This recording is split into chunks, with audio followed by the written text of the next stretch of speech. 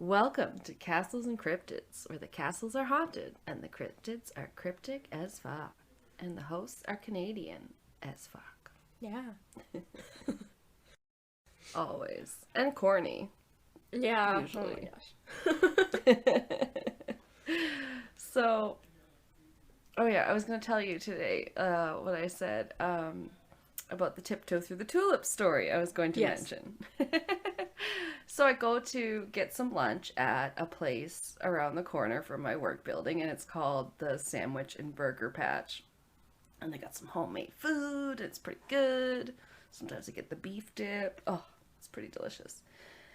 And then so I go there and I grab the stuff, and I was like playing on my phone while waiting for it or whatever.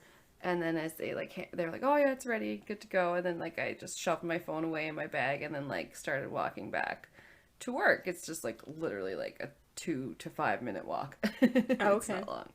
Yeah. And then like I'm walking back and I get across the parking lot, and then first I was like, oh, that looks like my blue mask, my face mask that fell out of my pocket. Yep, it definitely is. It had fallen right out of my pocket on my way there, so I was like, okay, I'll pick that up. And then I didn't have my headphones in or anything, but then I'm like walking across the parking lot just like, oh yeah, I got my chicken tenders and I'm good to go. And then I hear tiptoe through the tulips, through the tulips. the whole thing. And I'm kind of like, it's just faint, and I'm like, where is that coming from? And then I realized it's coming from my purse. Oh my gosh. Your phone is so weird. It was where I put my phone, and I had been scrolling Instagram waiting for my food, so it had opened to, because I hadn't waited for the screen to time out and whatever, I just like shoved it in there and grabbed my food or whatever. Okay. So it was playing Instagram stories, and it was on Drinking the Kool-Aid story that they posted recently, where there was like, that's the song that was playing in the background, tiptoe through the tulips, and it was a bunch of scary looking like porcelain dolls. Oh wow. I was like, thank you for being the weird first noise that I heard to let me know my phone wasn't on. Yeah. Oh my god. I feel like if I walked through a parking lot and suddenly that song started playing faintly, I would be so scared. Well, thankfully it was like broad daylight, so that did help. But I was still like, what the fuck? Why that song? Right? I guess I just have a spooky kind of algorithm. Oh. I love it. But anyway, how was your week? Oh. Fun. Covered for people that were out sick a little bit. So I did something all week that I had barely been trained to do and was supposed to be supervised by the person that called in sick all week. So I was just like on a hope and a prayer. I was just getting it done, and whenever I had a problem I just called the manager over. But they said I did a good job. The one manager and the store manager told me that the other manager that I had called for help the one day said that I was doing really good. So it worked out. Oh, you definitely did the whole fake it till you make it then. Yeah. That's always handy. Yeah. That's quite a skill to be able to just like jump into something and be like, oh, okay, I'll figure it out. Yeah. I had sat with the girl for 3 days, one day watching her do it, and then she had watched me doing it for 2 days, and I had kind of written, like, on a piece of paper, a bit of, like, a procedure for it. So, yeah. But that's funny. My job used to be, like, too stimulating for my mind because I had so many, like, clients and trips up in the air and just, like, different to-do lists for each, like, trip that a family's going on or whatever, that it was too stimulating for my brain. And so now I'm glad to have a job that's more along the lines of like data entry, where it doesn't require my brain to do a whole lot of processing, I guess. I So, feel the same way. My old job, I used to go home with a headache and just be like, oh, ugh. like, The hypothetical questions, because ours yeah, overlapped where you sold insurance, I sold travel insurance. And so when people get to asking about insurance, they ask all these sorts of hypothetical questions like, well, if I, get COVID when I go somewhere on a trip, but I yeah, knew that, like, I don't know. That's not a good example. I don't know. They'll just be like, what happens if this happens? And you're like, I don't really know. yeah. And with Until it insurance, you're happens. technically legally not allowed to say something will be covered or not because every situation is a little bit different and needs to be reviewed. So, Right, that's a big question. yeah, you can't. Well, I don't want people to say it's. I hear all these horror stories about pre-existing conditions, pre-existing conditions. You're Yeah. like, well, yeah, because like if you were like, no, I don't have a heart condition, and you just had 3 heart attacks, well then yeah, maybe they would find fault with your claim. Yeah. So, anyway, ugh, that's a nightmare. I'm glad I'm out of that. Yeah, same. Especially now with like, okay, yeah, travel's returning, but like that just means more questions. No, it's not only do you need a visa to go somewhere, it's do you need a COVID passport? It's do you need to quarantine? It's do you Yeah. need this when you get back? It's like, oh, it's just I'm just glad I'm not doing that. Yeah. And even after you get vaccinated and stuff, some planes need you to pay for like accelerated testing at the airports. Like Oh, okay. my brother and my sister-in-law had to, and they had to pay $250 each for a rapid Woof. test to be done, and it was only valid for 3 days. Yeah, I think it was fine for their trip there and back. They honored it, but yeah, if you're going for 4 days, you'd have to pay that $250 per person both ways. Like, Oh my God. even though That's they a both had, $1,000. yeah, even though both of them have both of their vaccines. Like, yeah. I also read a story where a girl tried to fake a vaccine certificate to go to Hawaii and misspelled Moderna as Yeah. Moderna, like with a bunch of A's. I was like, oh my God, Those are here we bound to go. happen. Fake things. It's just.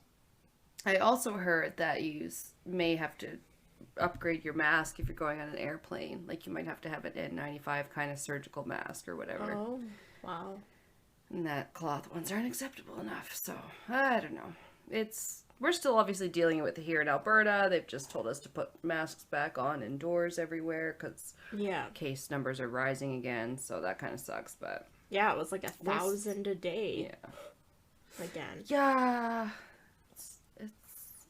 it's not looking great. I mean, I get it. It's like as soon as things open a little bit, it does make sense that things go up because people have been social distancing and they want to go out and yeah, went to see Free Guy. It was really good, really funny. Enjoyed it. Yeah, really good. I'm excited to see it. All I keep seeing is that weird CGI version of him that looks like The Rock with like the little tattoo of a t-shirt near his shoulder. And I'm like, I don't understand. His name is Dude. Yeah. Just like Guy, like Free Guy is about Guy. His, the main character is Guy, but this is Dude. I like His that. character. He's like, drop it into the video game, but it's not ready yet. I just don't care. Drop it in. And like, yeah, that's the main villain. Anyway, you're gonna like it. Perfect. I know you like that I love guy Ryan who Reynolds. plays the villain, but I don't want to spoil who it is. Ryan Reynolds can do no wrong. I will watch him do literally anything. Frickin' Canadian hero. Yeah. Icon. I love him. Him and He's his a wife celebrity are that, like- so funny. Yeah, love they them.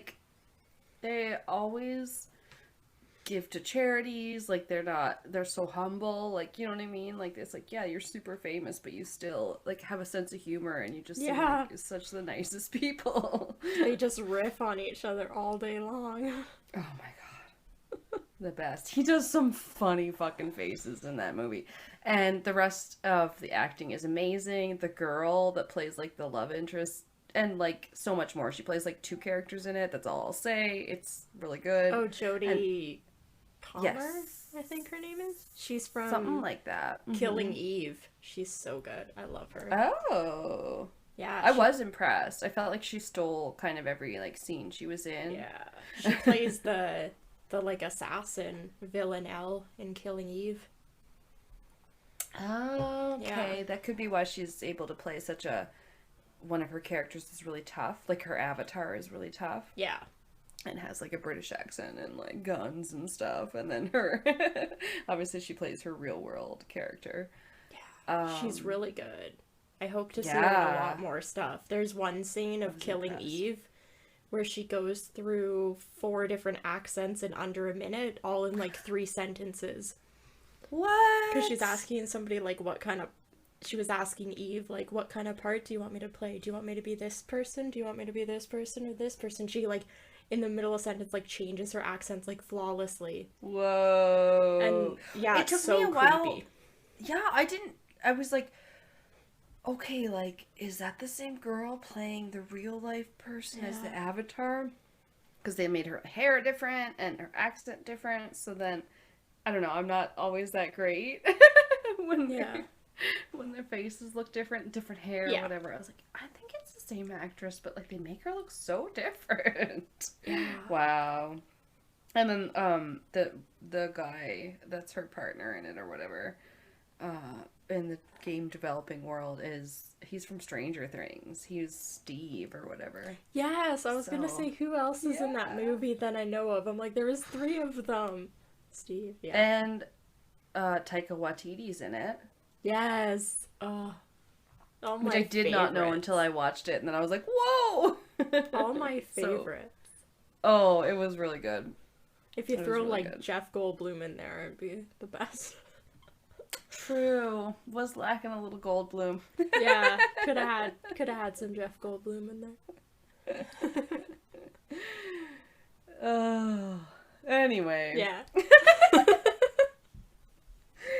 So, tangents aside, what are we talking about today? I think this is episode 25. 26 now. God damn it, I had my list out and everything. Because kidnapping. You guys all know we had to split it into 2 episodes because we didn't want to do another one that was like 3 hours long. So that was split into 2 episodes. So this is ain't nobody got time for that. Yeah. Now our 26th episode. And whoop whoop. Yeah, that means we've recorded 6 months worth of episodes. 26 episodes. And Patreons to boot. Wow. Yay! Yeah. Yes. It's crazy. Can't hold us back. We're just going to keep talking. I can talk. You just don't even know. We'll run out of cases eventually and we'll just randomly start talking about stuff and it'll just slowly devolve into like a conversational podcast about nothing other than us talking. I mean, I don't think we'll ever run out of friggin' people being stupid and murdering other people, but at the same time, I can see us getting dementia and being like, what are we talking about again? I'm just really mad about this. This is what really grinds my gears. Yeah. Just being like, here's our movie recommendations. We do enough of that already. No, but speaking of which, for Patreon, we're thinking about making some video mini-sodes that might have some movie night themes in there. Yeah. Thinking like some horror nights and maybe some themed snacks and drinks and putting all the videos on the Patreon, baby. Yeah, and we're also gonna just an excuse to watch some movies and hang out, right? And we're also gonna do a super extra spooky October for our episodes. That's true. They're all we really wanted to make sure they were all like Halloween-y. Yeah, Halloween, haunted, creepy. So even the true crime ones are gonna be extra creepy. There's a lot of Halloween-themed true crime. Yeah. There's so many horror movies to discuss, and we've seen a lot of them. Yes. They're our favorite, or one of our favorite genres of movies. Definitely, yeah. Yeah, I blame Pat for that for me, because I wouldn't say I was always into horror movies, but Yeah. they're fun. Yeah, I do like horror movie rewatches like every year, and I put out a stack of like 10 horror movies that I slowly watch over the course of October. Nice. Did you Yeah. watch Secret Window yet? No. I'll It's watch okay, I it didn't watch before yeah. I'll watch it before we get together so that I can I bring it know, and over. which is one you have from us, and then we just borrowed like the whole series, The Fringe, from you, and I haven't started it yet, so it's fair. After I talk to you, I'm bad for it. Anytime I recommend a TV show to somebody, immediately think, oh, I should do a rewatch. And because I had lent it to you, I'm pretty sure I have it on hard drives, like downloaded the episodes. But I went onto YouTube and just watched recaps of every season, behind the scenes of every season.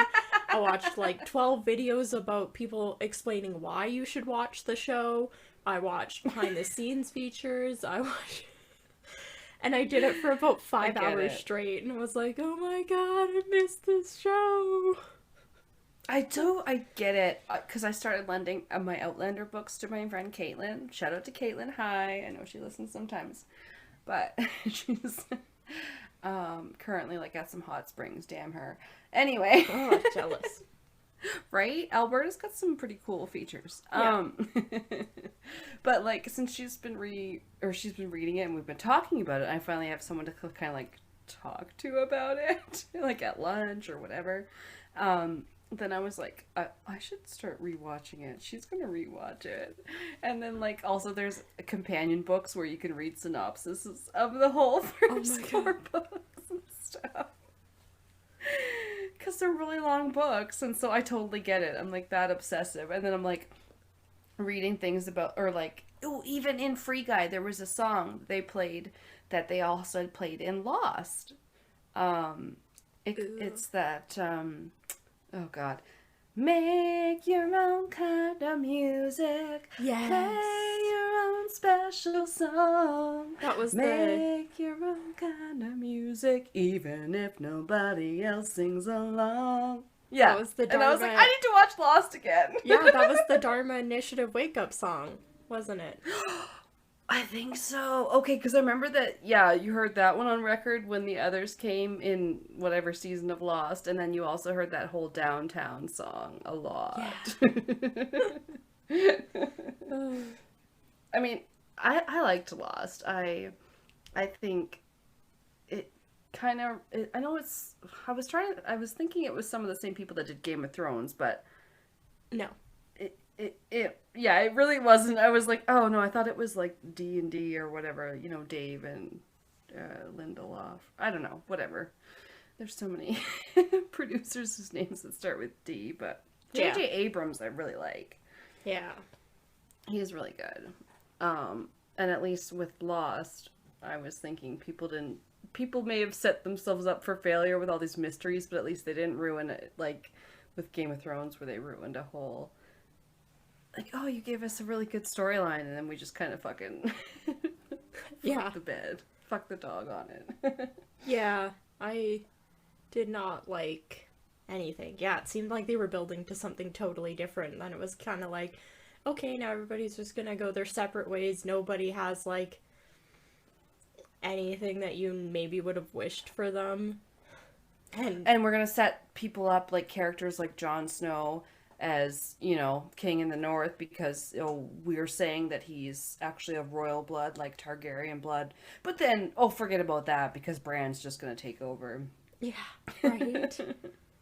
Yeah, send Jon back to the wall. Bran being king with Sansa as his, like, advisor, which makes no sense. Salsa, as we like to call her sometimes.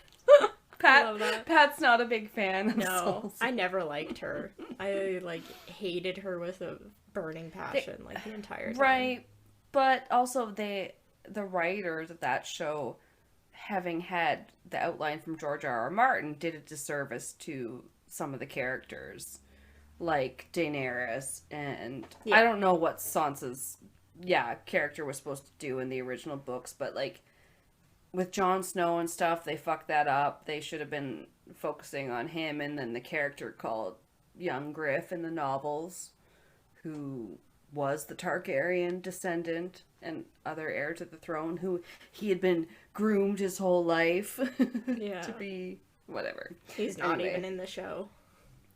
No, and don't you dare ask Pat about it, because he will talk your ear off. So that's probably why I can tangent on it so well. I know. The one day I came over and he was rewatching Game of Thrones, and he's like, "You know about the conspiracy about who's Jon Snow's mother?" And I was like, "No." And then next, cut to like an hour and a half into like a YouTube video explaining this entire character arc of a book of a character I have no idea about, because they're not in the show, but they're in the books. And like, True.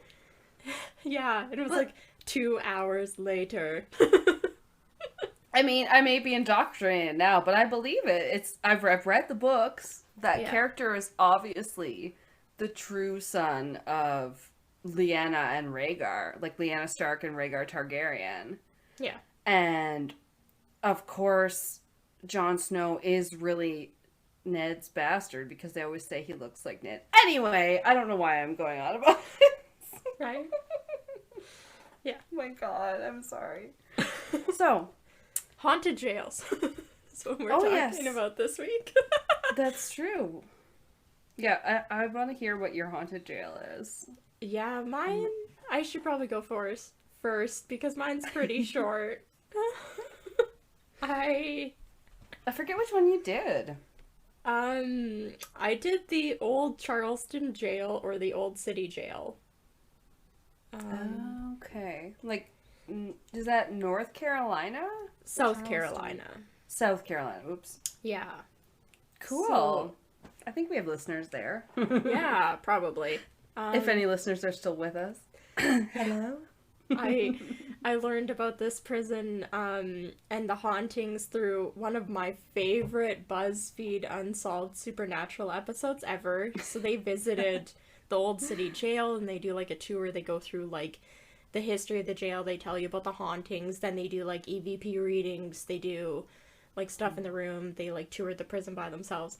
And it's nice. Anybody that's like a follower of BuzzFeed Unsolved and staff, Ryan and Shane, a lot of their funniest like memes are from this episode. So oh really? Yeah.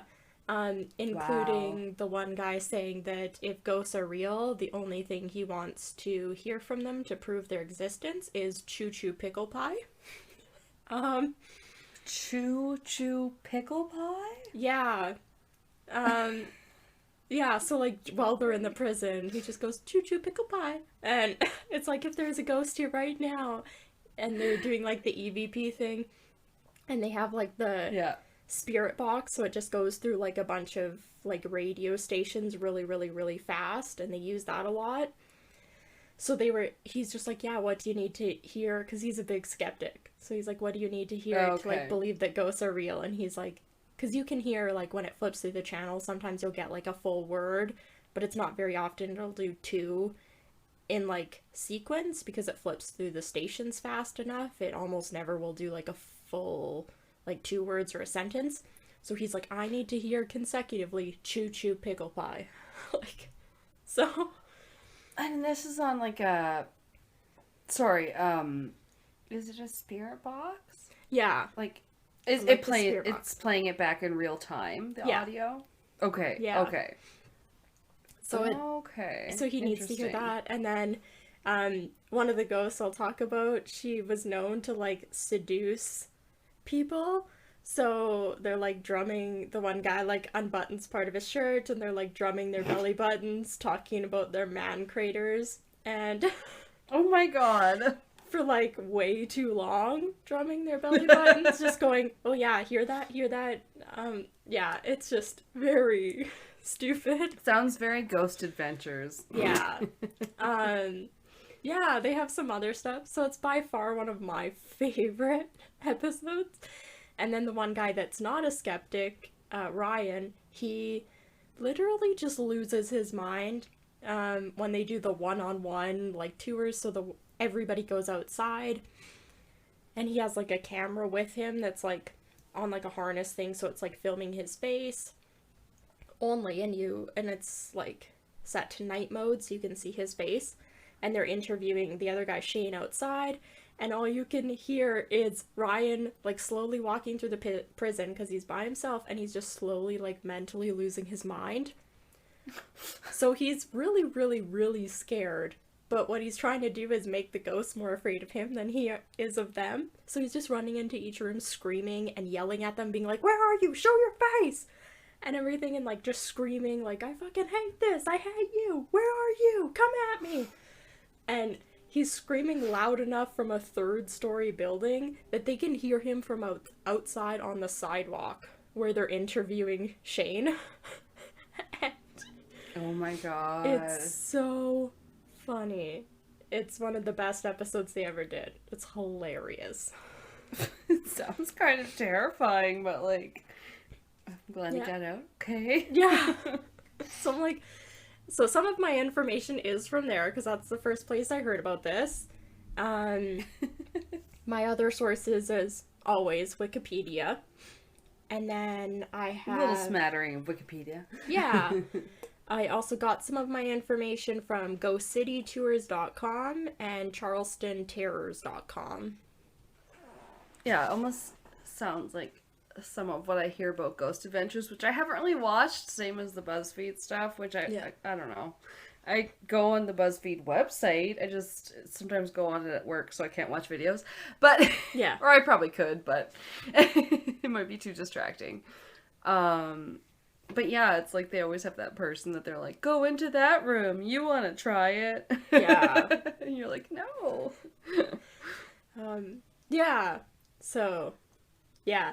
I put on the website for this episode, it will have embedded on the webpage, it will be like their walkthrough of Charleston Jail, just because I find it so hilarious. It's like half an hour. I will watch that. I do want to watch that. Nice. Anyway, so okay, getting into it. So as we said, so it's either called Old City Jail or Old Charleston Jail. And it's in South Carolina, and it's super old. So it operated from 1802 to 1939. Wow, okay. Yeah. And according to the BuzzFeed Unsolved video, and I didn't find this anywhere else to back it up, but I assume they do their research pretty well. And they stated that this jail had been built on the grounds of an old cemetery, and it was just a few blocks away from an asylum at the time. Sorry, and that's the BuzzFeed people you're talking about? Yeah, they said that in their video, but I couldn't find it on anything else, like any other sources. Okay. But the prison hosted some of Charleston's most famous criminals, including robbers, serial killers, sea pirates. You gotta love pirates. I love that. As well as prisoners during the Civil War. Wow. Like everybody. Yeah. So when it was built in 1802, it consisted of 4 stories and had a 2-story like octagonal tower. So it's actually quite a small prison. And it is tower shaped? It has a 2-story, like, octagonal tower, but it's not tower shaped. I assume that was like more of like a guard lookout kind of thing. Oh, so, okay. Could be. The first floor was said to be the quote gentlemen's criminals. So they were kind of like the low level crime. The second floor was for the debtors. I believe that was like con artists and stuff, and then sex workers. And the third floor was reserved for like murderers and thieves. Yeah. The real baddies. Yeah, they're on the 3rd floor. Inmates at the time were sometimes hung in the yard for their crimes. So they did have like a gallows in the yard, and they did do executions there. Oh, okay, yeah, just right on site. Yeah. And some other inmates also... It's efficient. Yeah. Sorry. Some some inmates also died just of natural causes. Yeah. In No, that happens in my case too. Yeah. In 1855, alterations were made to the rear octagonal wing, and they also at this time expanded the main building partway. But in 1886, so 31 years later, an earthquake damaged the tower and the top story of the building, so those actually had to be removed. So pretty much all the additions they built on had to be removed because they were too badly damaged during the earthquake. Okay, I wonder if that's... No, probably not the same one that damaged the Winchester house. And then she had parts of the fourth floor, like, barred off or whatever. I'm not sure. It said it was a major one. It was like between 6.4 and like 6.7 or something, they said. Right, but wasn't it pre-1900, didn't you just say? Yeah, it was 1886. Okay, yeah, that's too young to be the same one that damaged the Winchester house. Okay. So after the tower and part of the main building were damaged, they were removed. But during the earthquake, it said that 64 inmates in the jail were actually begging for freedom because some of the brick walls during the earthquake were collapsing around them. So... Oh, no? Yeah. So the prisoners were let out into the yard. And I guess the yard wasn't very well protected because there was a lot of commotion going on with the earthquake. So once in the yard, out of the 63 prisoners, 43 of them escaped by jumping over one of the walls. And they escaped and got away. Oopsie. So you went from 63 down to, 43 of them escaped. So, as I said, it was a small prison. So, like, 20 prisoners are, like, left. Yeah. And they're like, damn, we should have jumped too. They're like, I'm in a wheelchair. I couldn't be bothered. Right? Yeah. So the prison itself was extremely small. It was built to only hold originally 150 inmates, and at its peak capacity, it held 350. So not that many. Okay, then. Yeah. That's a lot. And that's not good. No. In 1911, the last person was hung at the prison, and after this hanging, the gallows were removed, and they were obviously never used again.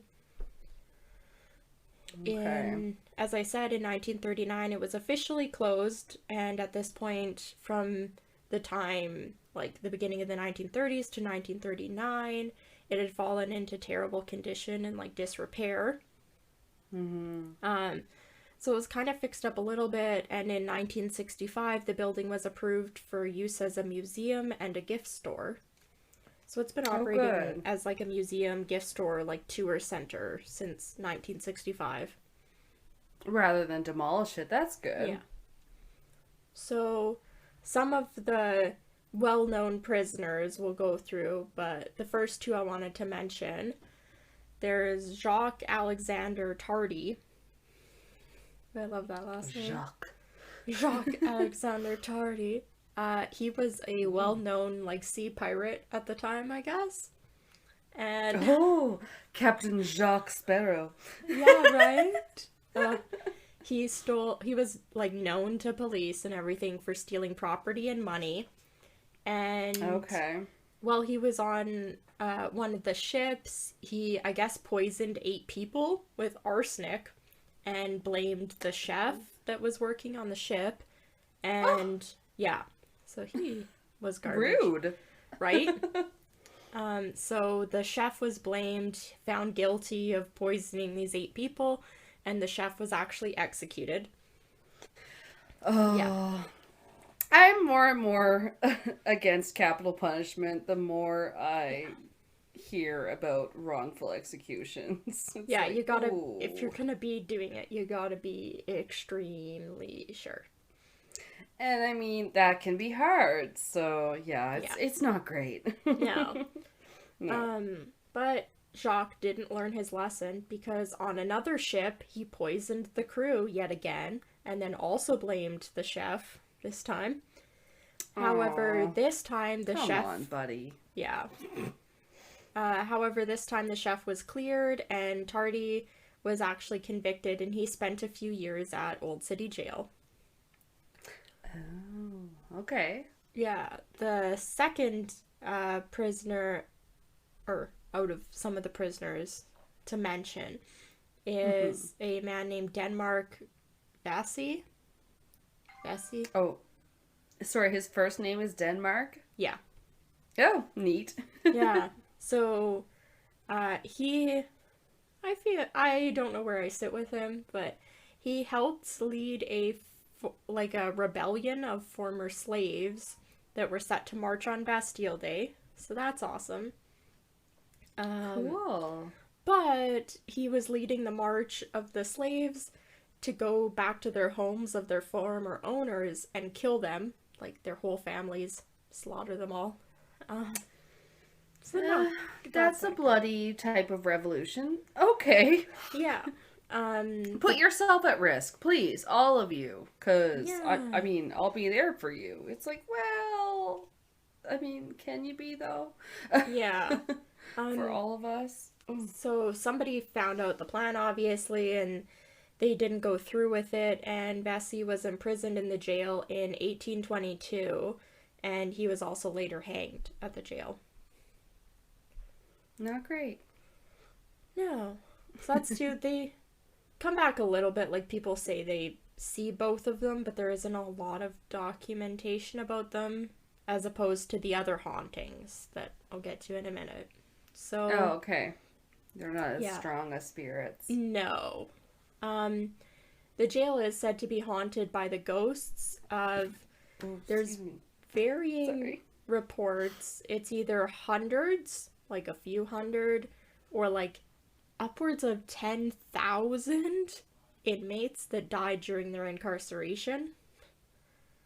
Oh my god, that's a lot. Yeah, so it's either like a few hundred or like 10,000.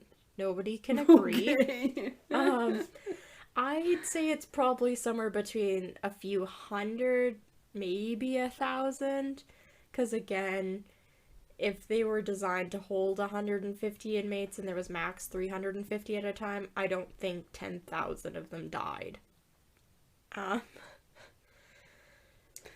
Like, It's that would just be confusing. It depends if they're bringing people.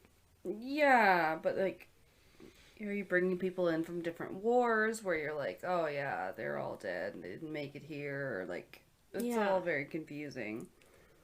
That's interesting. So they did report prisoners died of sickness, injuries. They were often murdered, and then of course, as we talked about, the executions.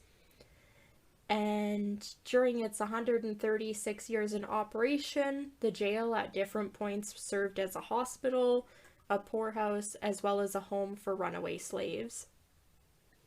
Aw. Yeah. Sounds like it's had some good times. Yeah. You know, like, different creepy places maybe have like, completely horrible backgrounds, but this one's like, it's had some people that had good times there. Like, they actually were being helped, at least. Yeah. So that's cool.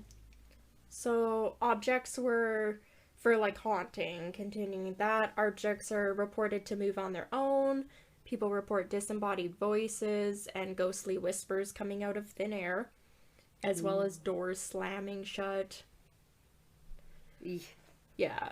On the BuzzFeed Unsolved, as well as like two of the sources I found were cases where people reported being choked by ghosts.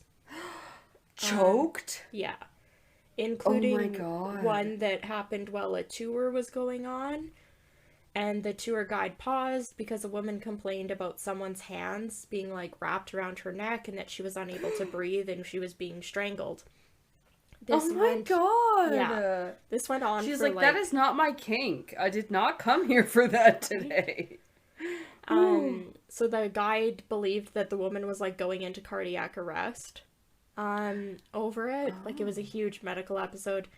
But obviously like nobody's around her and this is happening. So 5 minutes later it said that she had like recovered and she was fine and back to normal. But she did end up like leaving the tour from what I remember. She, like, left the prison and, like, waited in the parking lot. So, like, she clearly was in some distress, whether or not we can say exactly what it was. That's, wow. In the year 2000, the prison was undergoing some renovations, and at this time, there wasn't really anybody, like, in there on a routine basis because it had been sealed off for months. The source said to avoid lead paint contamination. I'm not quite sure what that means. Like, I assume because it's really old that there was lead paint used, but I'm not sure what they're, if it's dry, what they're avoiding it's contaminating. I don't know. Yeah, like, okay, well, nothing should be open if it still has harmful amounts of lead paint. Yeah. Okay. So it was sealed off for like a few months, and construction workers returned, and they're obviously, because it was sealed off for months, like dust and dirt had like properly like settled on the floor because nobody was going in there. And they said that they could see like human footprints and everything in like walkways in the dust. So it's either haunted or maybe like squatters got in there. Who knows? But yeah, they saw footprints, which would be creepy either way. Which, have you seen that horror movie called like Don't Breathe, where they're like, they go into the house, like, yeah, exactly. Like, you're the perpetrator because you're the stupid teenagers like breaking into this guy's house, but then like, yeah, he's blind and you think you can get one up on him or whatever, and then like, no, turns out like you're the ones who's fucking terrified because he's a predator. Oh, it's creepy. Yeah.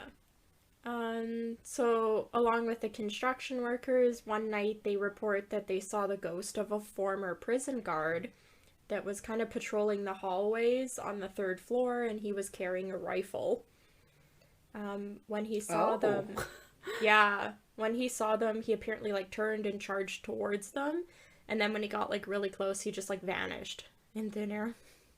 So that's really creepy. Oh my god. Yeah, it's like those, what do they call them? Residual hauntings? They just kind of play the same thing over and over.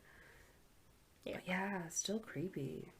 Other common reports are sounds of the, like, dumbwaiter moving between floors, even though it no longer works. Like, it doesn't operate at all. It can't move, but they hear it moving between floors all the time. That's creepy. Yeah. Gross. People have also reported, I don't know if this is like the people on tours or the tour guides, but people report jewelry is also often stolen. Oh my god. Yeah. That's a real danger. You're like, I don't want to lose my jewelry. I won't wear anything nice when I go on this tour. If you know as well. Me. Ghost robbed.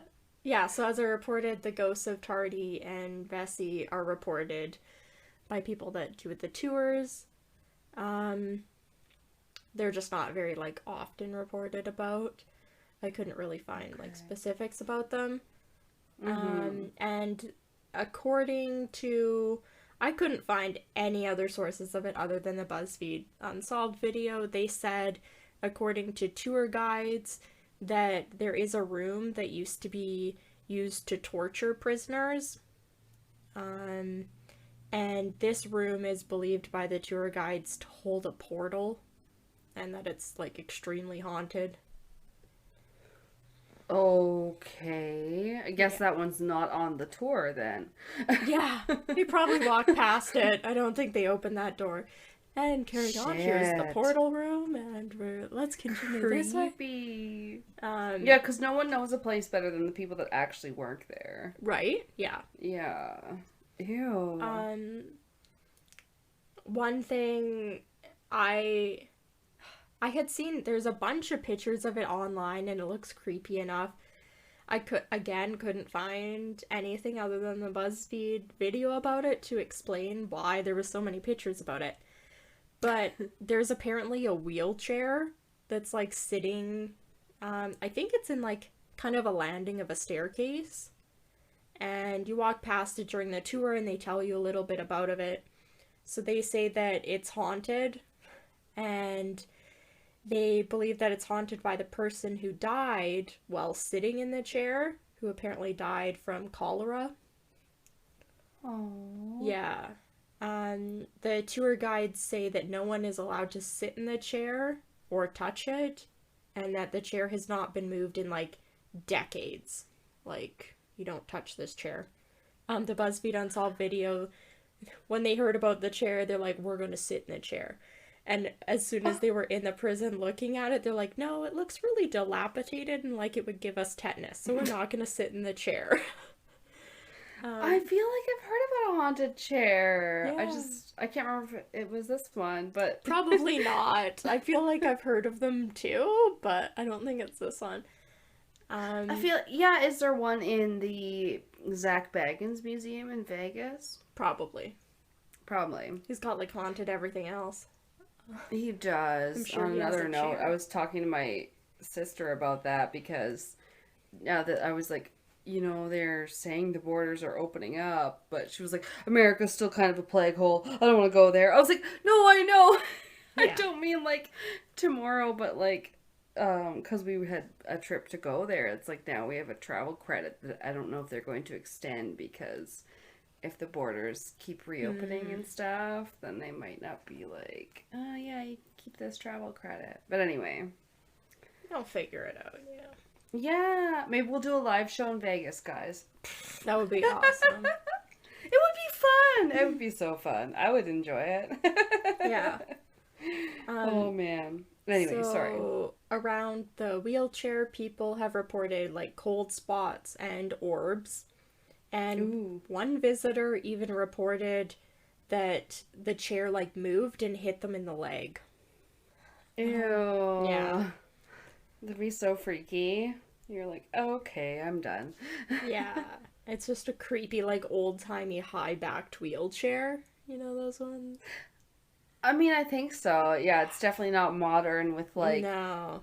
any kind of buttons or anything. Like, yeah, you're gonna be using your hands to And this one's like propel wood. it forward. It looks completely made out of wood. Right. Like, yeah. Right. By definition, that probably would look creepy if you just found it abandoned in a Yes. house somewhere. 100%. So I didn't know this because I didn't come across it. So much of this is from the BuzzFeed Unsolved one, because even looking Okay. at as many sources as I did, a lot of them didn't talk about a bunch of the hauntings, which was kind of strange. So in the BuzzFeed, I like listening to podcasts for that sometimes. Yeah. For the details and the hauntings. Yeah. In the BuzzFeed Unsolved video, they took a trip into the morgue that's located in the basement of the jail. And there's supposedly the ghost of a boy named Jeremiah, who is reported by tour guides that he likes to hold their hands when they're giving I tours. wanna hold your hand. Okay. But not as cute. It's creepy. So he's a little boy. And then people also report, like, cold spots around them ending at, like, waist height. Oh, so it's definitely a child. Yeah. And Which, it might sound more creepy because it's a child, but when you think about if you were that child, I don't know, especially as a mother, you're like, ugh. At the same time, I wouldn't want to be creeped out by you. I would want to help you so that you're not so scared about what's happening to you as a spirit, you know? It's tough. I don't know. He doesn't sound the funnest. So apparently he throws rocks at people. Oh, Yeah. okay. Maybe there's a reason he hasn't been allowed into the Utopia place. Right? Yeah, he throws pebbles at people. He Oh. also apparently puts them in people's, like, back pockets.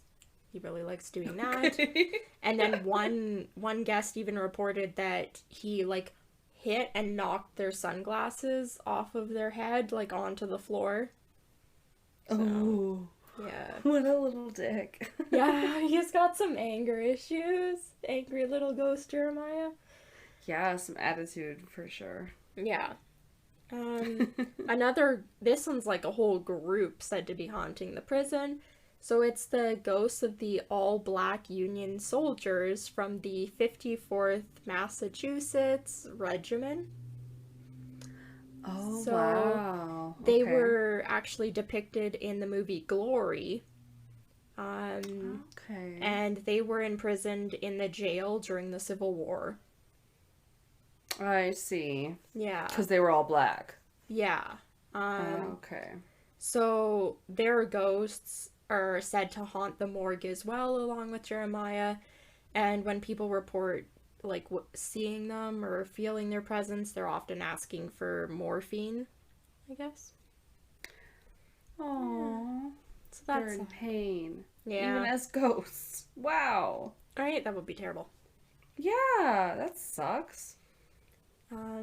Yeah, this brings us to probably the biggest haunting thing in the Old City Jail. And this is the spirits of John and Lavinia Fisher. I don't know if you've ever heard of them. I don't think so, no. Okay. So, Lavinia is often stated that she is America's first female serial killer. Oh, Yeah. okay. Maybe I should know her name. Okay.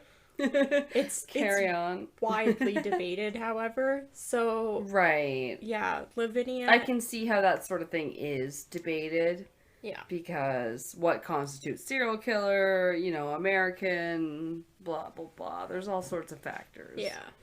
So, Lavinia and John Fisher ran a hotel where it's reported that Lavinia this is the ghost they were trying to seduce in the BuzzFeed Unsolved video. So she apparently seduced wealthy businessmen who were trying to stay at the hotel, and she would like get them to have tea with her, and she would reportedly drug the tea, and then they'd go back to their the room that they were staying in the hotel, and then her husband would come in the room and he would stab and murder them. And then they would wow. Yeah, and then they a would whole scheme. yeah, then they would rob the businessmen of all their money. Other Gotcha. reports said that it was a lot more Sweeney Todd-esque, which was brought up a lot, that she poisoned them, people would fall asleep in their bed, and then her and her husband had built levers and stuff that they would pull, that the bed would drop out from under them, and that they would fall into the basement, either dying on impact or being spiked on wooden spikes in a Oh pit. my god, that's some real medieval torture chamber there. Yeah. So Was that true then? Did that actually happen? the thing is there's differing reports. So during investigations, it's reported that the remains of between 20 and 100 men were discovered buried on the property. However, Oh, wow. historically, and there will be a little blurb from a newspaper article from the time period of their execution, states that they were actually only ever sentenced because they were part of a gang that were committing highway robbery. So very Highway different robbery. than being hung because you're serial killers. Yeah. But their Slightly. actual sentence and execution was due to highway robbery. Okay. Yeah. So there have been multiple sightings of Lavinia Fisher, as well as her husband John, walking around the Old City Jail, and paranormal investigators have recorded Lavinia speaking. And apparently when they asked her a question, she was answering with the devil, and people have quoted what her last words were, and it was weird. It was something along the lines of if you have a message to give to the devil or whatever, tell it to me now and I'll carry it with me or something. Ew, yeah. And apparently That's weird.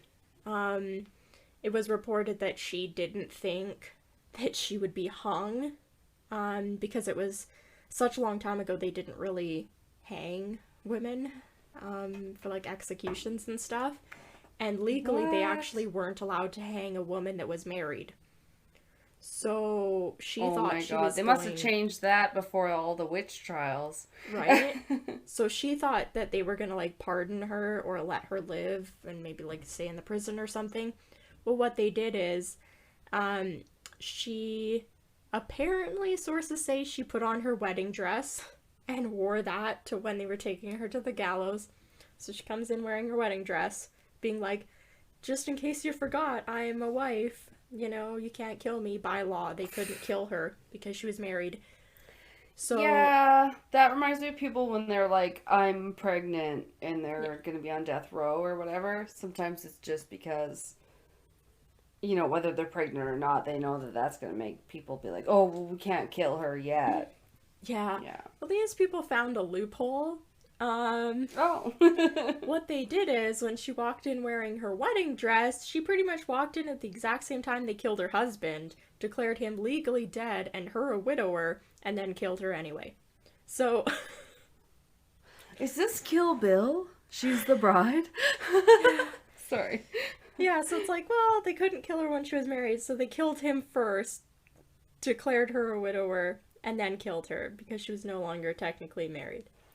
Oh my god. Yeah. So... Okay. There have also reportedly been, like, pictures and videos of her taken of her ghost. And Lavinia also reportedly, like, loves to scratch people when they're on tours. And if you have 3 scratches, like, in line, like, parallel to each other, then that's her signature, I guess. There's, like, 3 scratches, like Wolverine shit. Ew. Yeah, that does happen to people. I've heard of weird scratches. It's like, ooh. Gross. Scary. And sad. Yeah. So I don't really know. I don't really believe she was a serial killer because, like, nothing reports to that, like, in the articles and newspapers I found of that time. It just talks about the highway robbery. So they can't...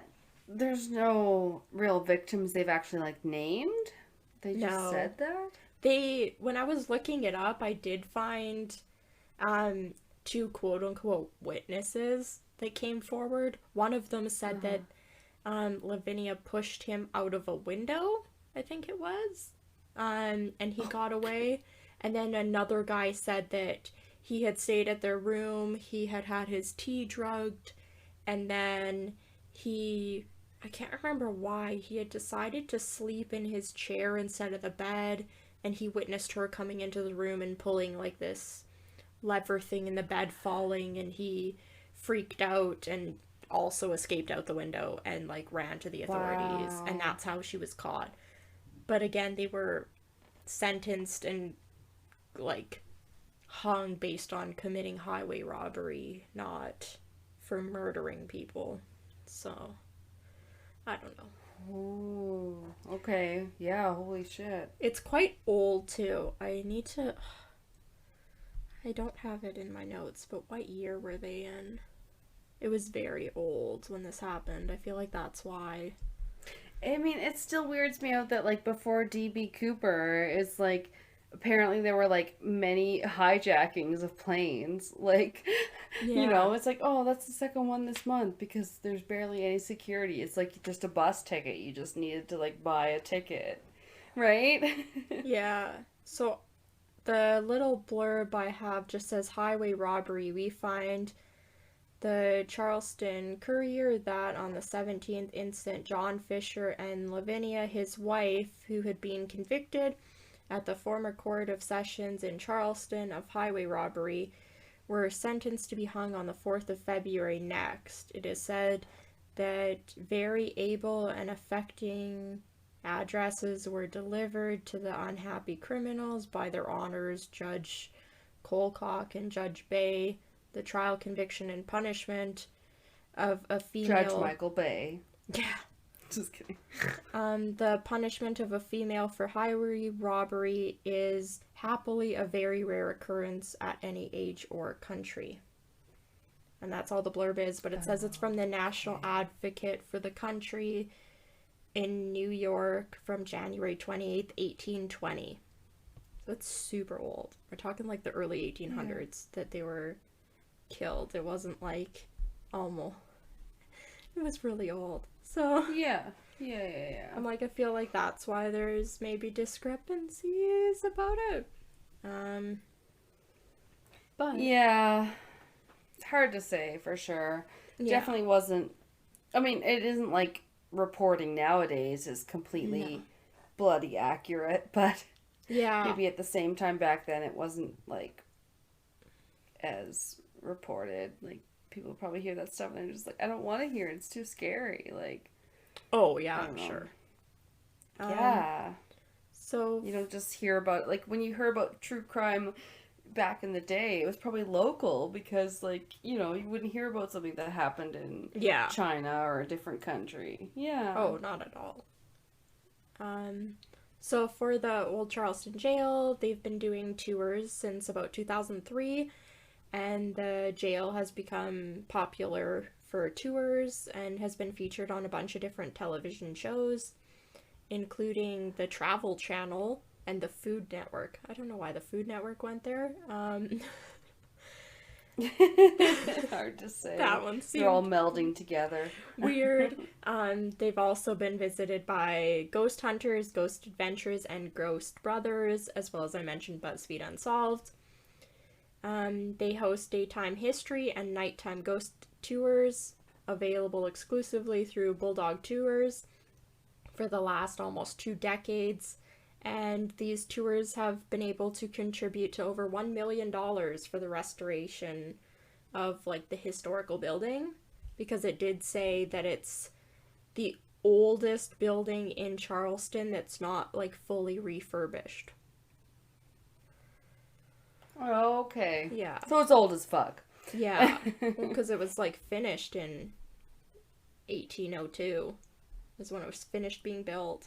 So it's had very little like refurbishment or anything since 1802. Like, so 220 years. You know? Yeah, exactly. That's probably a bit of an old building. Yeah. Yeah. Old layout. Yeah. It doesn't look very big. There'll be pictures on the website of it. It doesn't look very big at all. It looks tiny. Yeah. Okay. But yeah, Wow. that's what I have. That's the Charleston, or Old Charleston Jail, or Old City Jail. Ew. The older a jail, the more spirits it has. Yeah. Yuck. Yeah, it's got a few poking around, for sure. And sorry, where was that again? Remind me once more. In Charleston, South Carolina. South Carolina. Jesus. Okay. Got it. Oh, yeah. Like I said, I may have started or maybe I didn't say, but I did start rereading Outlander. I think they go to North Carolina. Oh, yeah, you just keep thinking North Carolina. South Carolina. In the South. It's hard. Anyway. That was awesome. I enjoyed it. I like things on the East Coast. I really do. They're a lot older sometimes. Because, you know, West Coast is still new. Yeah. Well, yeah, even in, like, Little House on the Prairie times, they were like, oh, you just keep pushing west and, like, you never know what you're going to find. Like, they still hadn't charted, you know, Western North America, like, in the 1800s. It was barely settled at all. Like, that's so crazy. Yeah. Yeah, so interesting. Oh, love me some haunted history. Yay, good job. Yeah, thank you. Well, yay. Maybe we'll take a quick break. We'll take a quick break, and quick bathroom break, and then we'll come back for your case. Ooh. We didn't even have to split it up into 2 episodes this time, guys. No, Get to we hear did them good. both in one. Woo! All right, be right back.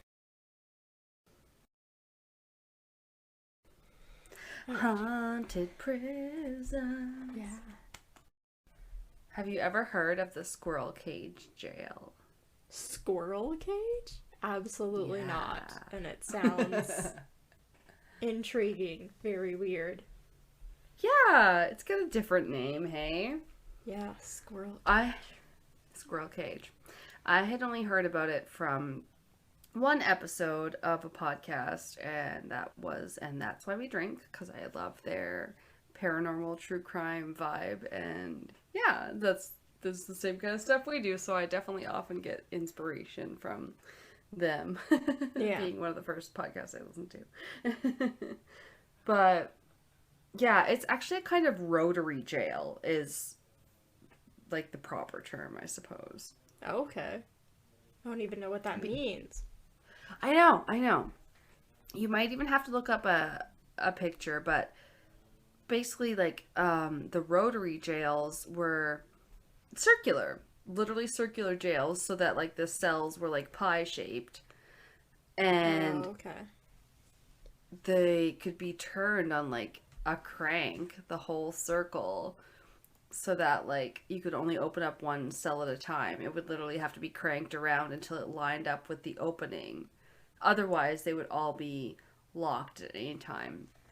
Oh my god. That's so like that's a feat of engineering. That's crazy. It really is. I had to include a quote here because I found it very hard to explain, and like I'm very visual, and like if I were you I would look it up too just to just to see. Either rotary jails or this one in particular is called the Squirrel Cage Jail, and we'll kind of get to it because it's a bit biggery. Biggery? Is that a word? I don't think so. It gets a bit bigger. Okay. It's the only 3-story rotary jail in the world. So, it was built in 1885 in this fashion to basically keep the guards away from the prisoners, and the whole design was like minimal contact for like maximum prisoners, right? They're like, okay, you could have like one jailer, and until he turns this and opens up one jail cell at a time, like they literally can't get out, like however many prisoners there are in this jail. Yeah. Okay, so the following quote from doesn't matter. I like this quote based on its description of it.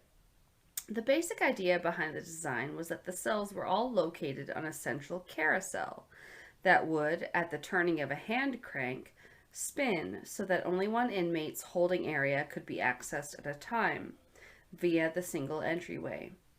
While most of the rotary jails built around this time had only one level of cells, the Council Bluffs Jail, aka the Squirrel Cage Jail, was created with 3 stacked levels of holding cells. The combined effect of the tall cell structure made it look like the sort of cage one might hold a small animal in, hence its popular nickname. Yeah. Did you look up a picture at all? Because I would almost suggest it. It's hard to picture. It's hard to like. 90% of it is just little models of it that are like equally confusing. See, and I don't know why they have to say squirrel cage. I mean, if anyone pictures a bird cage, a metal bird cage, same sort of idea, right? Like it's circular, it's got metal bars, it's rounded at the top, and it keeps squirrels or birds or people inside. Yeah. But I know that's hard to do it justice. It was basically like a revolutionary idea at the time, and that's why I'm kind of gonna go into the history of it a little bit. Oh, okay. Because it's neat. Yeah. They basically thought like this kind of design is revolutionary. It could be one jailer for up to like maybe 30 prisoners, depending on how many levels they put into it. And they're like, oh, the money we could save. Yeah, I'm just looking, their cells look like absolutely tiny. Like the smallest cells I've ever seen in my life. Yeah, because cells are small enough. Like anyone that spent time at like dormitories knows.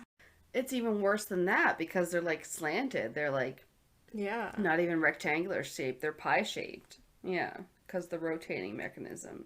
Yeah, It's even at really their weird. widest part, I feel like somebody could reach from like their fingertips end to end, even at their widest part. Mm-hmm. Like, And as I learned, they probably weren't meant to hold people for super long periods of time. Um, oh, okay. like I don't think it was meant to be a long-term prison model, but more of a jail, more of a temporary jail. But Oh, okay. yeah, it's still crazy. So it appeared to be pretty secure because of the fact that you had to rotate it around to get entrance to any one cell at a time. Yeah. It's I know, I'm sorry, it's really hard to describe and I feel like I'm really bad at describing things, but like it's like something on like a turntable. Like actually yeah, like a cake turntable or like the episode of And That's Why We Drink where they covered it. It's entitled something like a human lazy Susan. Oh, jeez. Well, cuz like a lazy Susan is like a turntable type of like cabinet or whatever. Yeah. So, yeah, it definitely resembled the sort of cage that one might hold a small animal in. It was pretty secure, though, they thought, because they thought, like, oh, you can definitely use, like, one jailer to, look over at least, like, maybe 30 people. Like, it's going to be so effective. So, the patent for this rotating jail was issued to the Indianapolis firm of William Brown and Benjamin Haw in 1881. The potential benefits of such a jail were not lost on the members of the Pottawatomie County Board. They commissioned St. Joseph architects Eckel and Mann to design a jail in their county with this new rotating cage concept. It's all the rage, guys. Yeah. Oh my gosh. But there was an example that they could look at nearby. There was at least one in Missouri that was a rotary jail. In fact, I got a little confused because in one article they called it like, oh yeah, they went to see that jail in Maysville, Missouri, and then later on they were like Maryville, Missouri, and I was like, okay, well, which one was it? And I think they had rotary jails in both, and I was like, well, just make up your mind. That's confusing when you're reading the article. But yeah, so they went to check out a design, basically to see how it worked. So they went to Missouri. They kind of saw how the rotary jail was supposed to go. But that one only had 8 cells and was only about 1 story high. So this planned version for Council Bluff, Iowa was going to be 4 stories high, featuring 3 levels of cells and 1 level of rooms for the jailer to live upon, like above the cells. Oh, I hate that kind of stuff. I don't live in the same house as you guys. Like, fuck. Oh, terrible. And the entire thing would actually weigh a whopping 90,000 pounds. Ugh. Yeah, because of all the mechanisms. So the jailer and his wife lived above the cells, and she cooked for the prisoners. They were only given a pittance to feed them with. She said, quote, I cooked for them like I did for my family.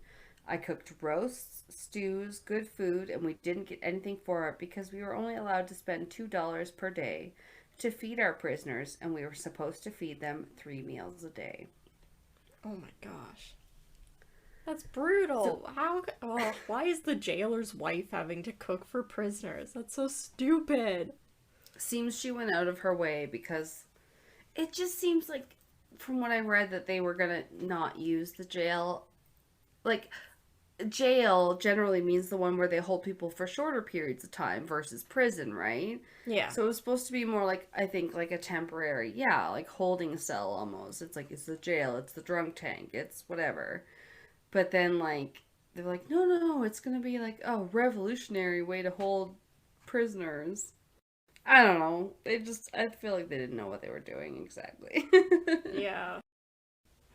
So, this jail consisted of 30 cells. Because remember, it was like 3 stories high, full of cells, where any of the other rotary jails had only been like 1 story high, or maybe like 8 cells. Yeah. So this one, yeah, it's pretty big. It's the biggest, actually. But from the outside, they designed it to resemble a normal Victorian brick house. They didn't want it to stick out at all. They just wanted it to look like just a normal little house. Yeah, it kind of looks like a school. Right? I think it was just like bricks outside. How the heck are you supposed to know what the hell's going on in there? Yeah, just a carousel of, like, freaking criminals. Of horrors. Yeah. It took about 5 months to complete the building, and it cost about $750,000 today. Oh, wow. That seems really low. I gathered. Really? I don't know. It's like $750,000, but yeah, I don't know. I feel like you couldn't build hardly anything for that. Yeah. Like, they'll be like, yeah, we're building a $10 million expansion on a school. And you're like, oh my god. And then it hardly ends up being anything. And you're like, we built this whole prison for less than $1 million. Right. And then our taxes are going to go up like 60%. Yeah. So, on September 11th, 1885, it opened and welcomed its first residents. There was Cuff Johnson, murderer, Miles Mullen, horse thief, Frank Schofield, forger, Ooh. Ed Rankin, con man, John Gordon, violator of revenue laws. Ooh. I know. And wait for it, the Brock family, Mr. and Mrs. Brock, and their daughter, who were all doing time for larceny, which is theft of personal property. Yeah. The whole family. Like a cast of characters. It's like the beginning of like an Ocean's movie. So the Squirrel Cage Jail, people thought, wow, each cell has its own toilet. That's pretty progressive. But like... You're locked in a cage. You have to... Oh my god. Yeah, you're kind of in a cage. You would kind of need to have some sort of toilet. Otherwise, they would have to rotate the cells until they get around to you every time you had to go to the goddamn bathroom. Yeah, that's ridiculous. Yeah, I don't know. So, the machinery did pretty quickly become a problem, though. It was very cumbersome and prone to malfunctions and getting stuck. I mean... I was just gonna say, it probably broke all the time. Yeah. Exactly. We've all had cars. Like, this is something that works in a rotary function. It's mechanical. It needs to be oiled. There's all sorts of problems. Also, the sewage system was so stinky that the jailer's quarters were basically unlivable because he was supposed to live on the 4th floor above all the other cells in the jail. Ew. Yeah, because you couldn't, like... Could you rotate the pipes underneath? No, that'd have to be stationary. How would that line up all the time for people to use their toilets? It sounds like it doesn't matter what he did. It was so stinky if he tried to live above the prisoners that they stopped using the housing unit in the 4th floor or whatever. Yeah, the jailer was like, no, I can't live up there. Basically, most of them were like, no, I can't do that. Ew. I did read that originally the jail was intended to hold death row inmates and not long-term prisoners, which would make a little more sense as to why it didn't seem all that safe for long-term use. Yeah. But it did end up housing inmates for long periods of time, and there was that rotary jail in Missouri that was similar, and that one only lasted 12 years before it had to be shut down when a prisoner's head was crushed by the rotating walls. Yeah, like the bars are open. It's like you could totally stick your arm through that, and if it started rotating, your arm would break off. Like, exactly. It's not safe. No, anything going through the grate of that before it starts rotating. Oh, this is like awful. Oh, yeah, totally. It's a creepy place to think that was a jail. Yeah. I read a similar story, something about like a Disney ride attraction, whatever, had something with rotating walls, and someone was like, "Oh, I'll just slip here before my next scene," and they like literally got crushed between the rotating walls. Oh Oh, my it's just god. like, what? Wow. Macabre. Yeah. All right. So anyway, to get back to ours. So they had the rotary jail here. They had similar ones in Missouri. That one was shut down when a prisoner's head was crushed in the rotating walls. And then, so the one we are focused on is in Pottawatomie County. And citizens in said county were also concerned with the safety of its so-called Squirrel Cage Jail. I mean, obviously, you're like, okay, if this one has accidents, and this one with 3 stories will probably have accidents too. Yeah. And it's called Yeah. a squirrel cage. That's like No, it's horrible. not a great name. No. Prompted by citizen petitions, the county board of supervisors passed a resolution in 1910 to ask voters for $75,000 for a new jail. That's a lot of money. Yeah, in the 1890s. I know, and of course it can't just be easy. They can't just like make a new jail. Of course they've got to ask for money for it because that's the way shit goes. It's like we learned that from Parks and Rec. That's just that way government goes. Yeah. Fill out this form. Now fill out this form. Oh, you filled out the first form wrong. Everything's fine. Yeah, that makes me think of Hitchhiker's Guide to the Galaxy, and they go to that one planet where everything's going to be by the book, and it's just so terrible. Anyway. Maybe we'll cover that in our new movie segment that we're thinking about doing for Patreon. Okay, so a site was selected for a new jail. It was going to actually be next to the courthouse and have like live-in quarters for the sheriff, kind of the same way this jail did for the jailers to live above. But the voters didn't go for it at all. I mean, taxes suck. I kind of get it. Yeah. But yeah, the jail remained in use for about another 40 years until 1960, when an incident sparked new outcry. A prisoner who died of natural causes was unable to be removed from his cell for 2 full days before the malfunctioning cage could be fixed. Ew. So gross.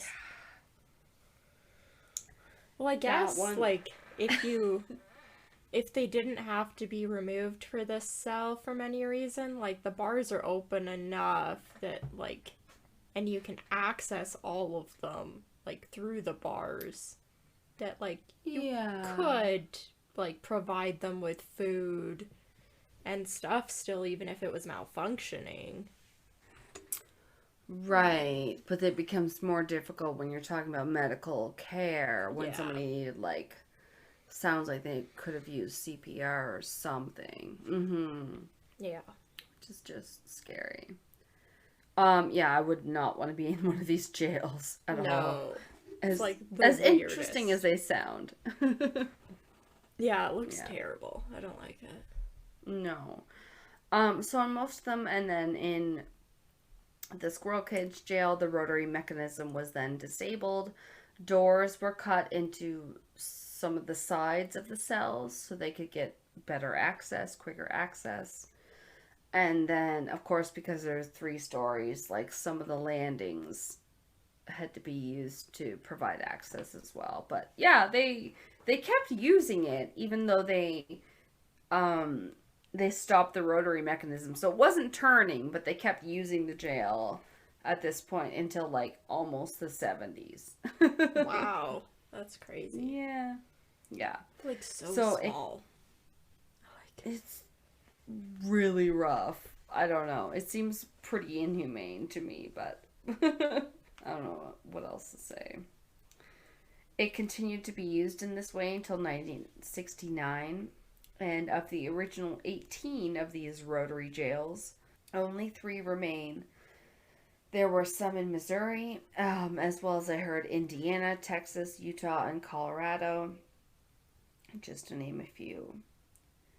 One of which had been in Wichita, Kansas, and it was repurposed for use at the Wichita Zoo. So that's pretty cute, because at least they use the cages for like actual animals. Oh my god. Is it any safer for the animals to be in a rotating thing? I don't think so. It's probably even worse. Animals would be constantly trying to stick limbs through the freaking bars. I know, honestly, I'm not sure. But I kind of thought at least they didn't get rid of it. I don't know. But yeah, that's definitely a very good question. Yeah. So, destruction was almost the fate of the Squirrel County Jail as well. But in 1979, it was acquired by the Pottawatomie County Historical Society. So now you can do tours and things like that. And that's how I did watch one YouTube video. It was very creepy. There was peeling paint all over the metal, doors and stuff everywhere. It was kind of rusty. It looked very creepy. Yeah. Yeah, they even had like a mannequin seemingly where one prisoner would be, so that kind of freaked me out too. Gross. Especially if you're not prepared for it. Yeah. Yeah, it's just like carouseling in front of you. And whoop, there's a mannequin. Bye. Whoop, there it is. Whoop, there it is. But all total, there were about 4 deaths that occurred that I could find in the prison during its use. The natural causes / heart attack guy. Yeah. An accidental death that occurred when a prisoner tried to write his name on the ceiling. Okay. Not too sure how that caused him to die, but yeah, it happened. A prisoner who hung himself in the cell, and an officer who shot himself while attempting to protect the jail from an angry mob during the 1932 farmers' holiday strike. So basically, like 80 people were arrested in this strike, way more than the jail was capable of properly holding. Yeah. And the jailer himself was armed, and in the melee or the confusion, he accidentally ended up shooting himself. Okay. That seems strange. It kind of makes more sense once I hear the context, but it was weird. It reminded me of like how Virginia Hall had accidentally shot herself and needed to amputate her foot. Yeah. When we did the Patreon episode about spies, I was like, whoa, that's extreme. And apparently the last 2 men ever hanged in Iowa were held in the Squirrel Cage Jail. Creepy. Yeah, so that's the ending of the history. And then the hauntings, there are lots of things that people experience, but like there are lights turning on and off. People hear noises as you walk toward the lights. And sometimes then you get to the room and there's nothing there. Mm-hmm. Yeah, like a little girl can be seen all in gray inside one of the locked jail cells. And people will get feelings of sadness and depression.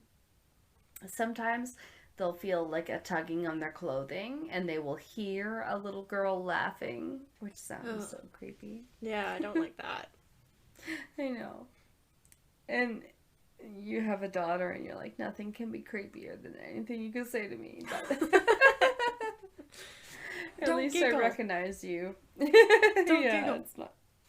Yeah, don't giggle. Don't say any nursery rhymes, weirdly. I just clicked into one of the pictures and it's labeled prison go round. And I was like, oh my god, why? That's terrible. Prison go round. I was like, prison go round. I mean, yeah. When it was around, people still thought it was creepy because one jailer, that was a good segue, one jailer in the 50s refused to sleep on the 4th floor at all due to the weird noises and footsteps that shouldn't be there. He just would not. So the 3rd and 4th floor have the most activity, and it's been speculated that the prisoners on the 3rd floor were probably neglected more, and then of course people lived on the 4th floor because, again, the first, like the the first 3 floors were prisoners when they originally made it, and the 4th floor was supposed to be for the jailer. Yeah. You know, the sheriff, the jail, whatever. But I don't know. It's just like apparently anyone that lived on the 4th floor, any of the jailers had so much paranormal activity that like most people didn't live on the 4th floor for very long. Creepy. Totally. So apparently the cabinets have opened up into people. An EVP was caught as one investigator asked, "Is anyone here?" And they got the response, "I'm right here," from a woman's voice. Yeah. Creepy. Yeah, there's been many EVPs of sarcastic laughter. A couple investigators one time were talking about signing the guest book as they left, and later when they played the tape back, they heard a voice saying, like an EVP saying, "I'll sign it for you." So creepy. Very creepy. Yeah. I don't like that. I know. It's just like so weird if that happened to you. I don't know. I don't know how I'd feel. Another instance, someone was saying they should go back up to grab the rest of the paranormal investigating equipment. And they caught the phrase, "You can't. It's ours now." Oh, no. It's little creepier eerie. and creepier. I don't like it. Yeah, very possessive ghost.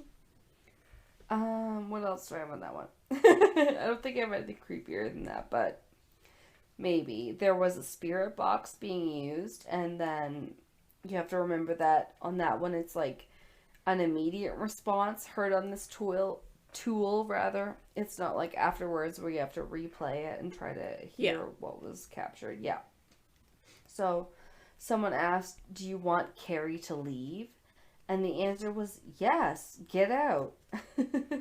So Carrie was one of the investigators. She got a call later, a no number displayed in the caller ID. Instead of a phone number, it just said, "Get out." Which is so gross. Yeah, that's creepy too. Ugh. I know. Now they're possessing like phones. I don't like it. Also, a man can be seen on the 4th floor that exactly matches the face of a jailer who lived there in the 40s and the 50s. Ew.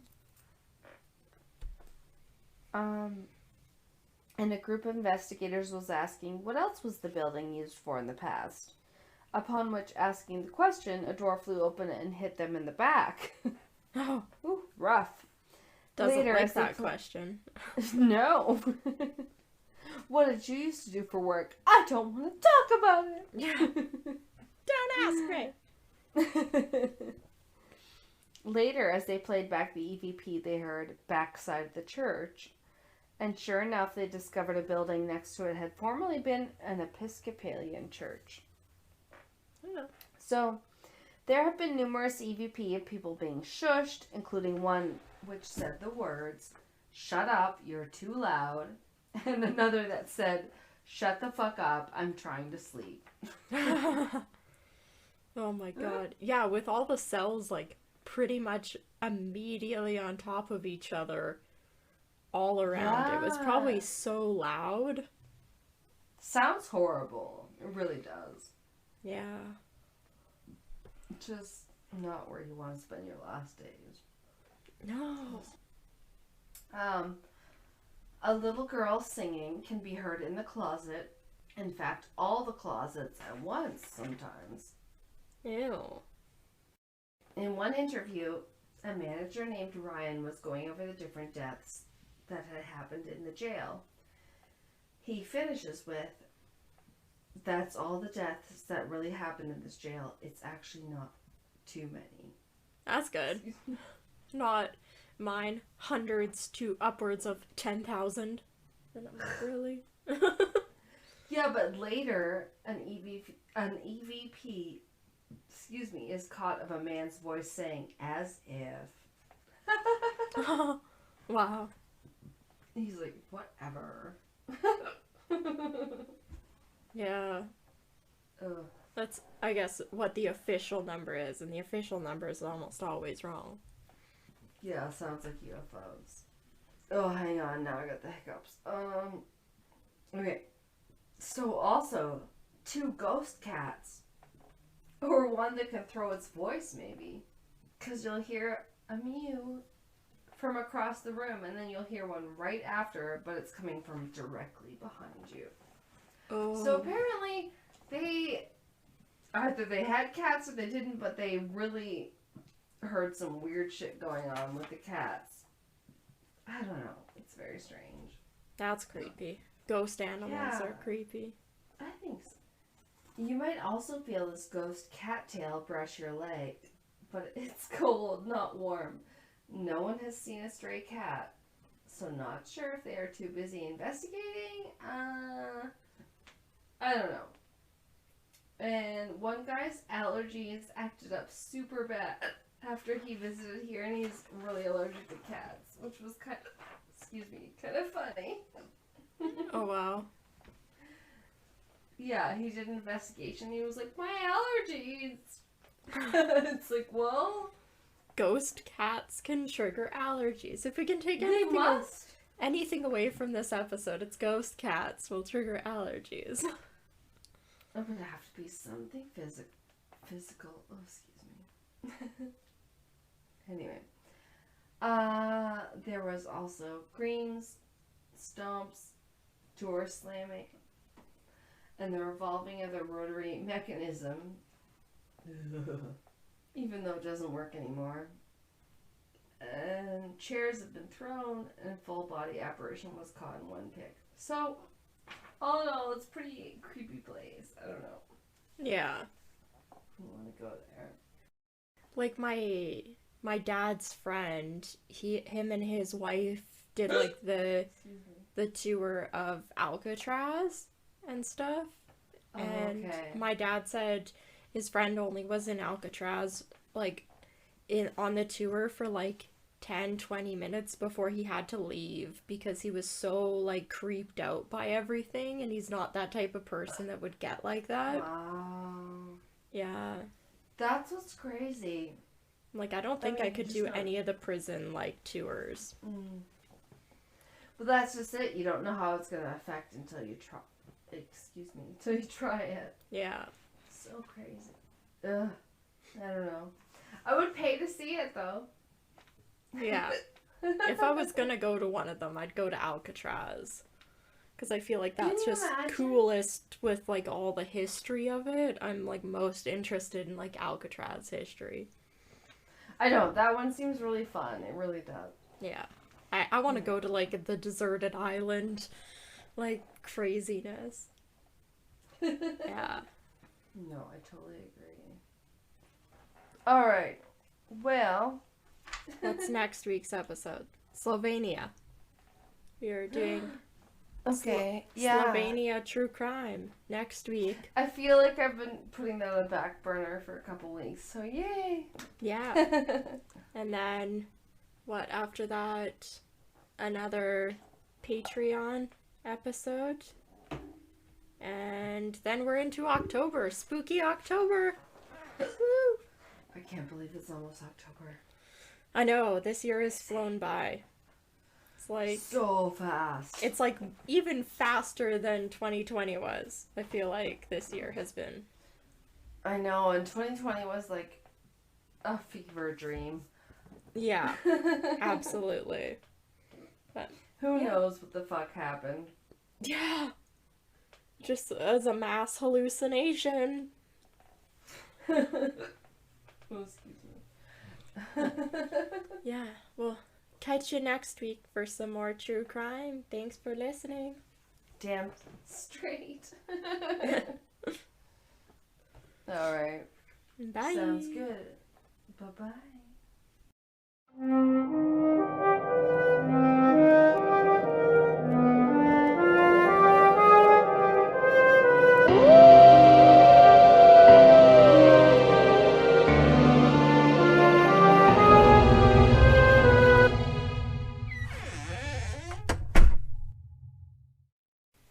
This has been Castles and Cryptids. You can listen to our podcast on Spotify, Apple Podcast, Google Podcast, Anchor, Breaker, Pocket Cast, and our YouTube channel.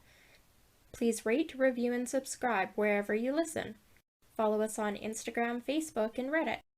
On our website, you can listen to all of our episodes as well as view pictures for each of our segments. Check out our Patreon page to view all of our tiers and become a Patreon supporter today to unlock monthly bonus episodes and behind-the-scenes content. We are working on an Ask Us Anything. You can submit questions by social media or by email at castlesandcryptids@gmail.com. Do you have a spooky ghost story, a creepy cryptid sighting, or a thrilling true crime tale you would like to share and have us include in a future episode? Send us your listener story by social media or by email. Please include the name that you would like mentioned. Our music is by Kobe Fair. Our logo and artwork is by Antonio Garcia. Thanks for listening.